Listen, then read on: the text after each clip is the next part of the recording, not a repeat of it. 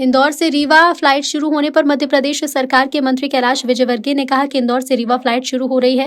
विधानसभा के 40 आर्थिक रूप से कमजोर लोगों के साथ फ्लाइट की यात्रा कर रहे हैं। आर्थिक रूप से कमजोर लोग जिन्होंने कभी फ्लाइट में यात्रा करने का सपना भी नहीं देखा था, आज हम उनके सपने को पूरा करने का काम कर रहे हैं। फ्लाइट के शुरू होने से व्यापार को फायदा मिलेगा।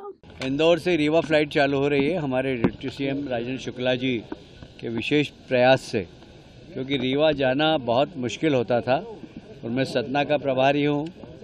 सतना जाने में मुझे भी बहुत तकलीफ़ होती थी, पर अब सीधे रीवा से सतना 25 मिनट का सफ़र है, तो सतना मेरा जाना भी बार बार होगा। डिप्टी सीएम साहब की इच्छा थी कि आप आएँ, तो मैंने कहा मैं अकेले क्यों जाऊँ।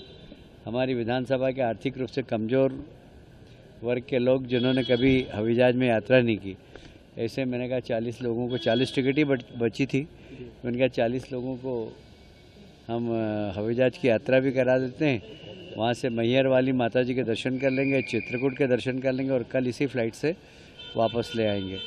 तो वे लोग जो आर्थिक रूप से कमज़ोर है, जो कभी हवाई जहाज में बैठने का सपना भी नहीं देख सकते थे, आज हम उनके सपने को पूरा करने का काम कर रहे हैं। कैसे देखते हैं पर्यटन स्थलों को अब नई सौगात पहचान मिल जा रही है, और जब दो रीजन कनेक्ट होते हैं तो उसका व्यापारिक तौर पर भी कहीं ना कहीं फायदा मिलता है। बहुत फ़ायदा मिलता है, क्योंकि रीवा सतना का ज़्यादा व्यापार उत्तर प्रदेश से है और इंदौर को उसमें बहुत फ़ायदा मिलेगा, क्योंकि जब आने जाने की सुविधा बहुत आसान हो जाए तो निश्चित रूप से यहाँ के व्यापार में भी वृद्धि होगी और रीवा के व्यापार में भी वृद्धि होगी।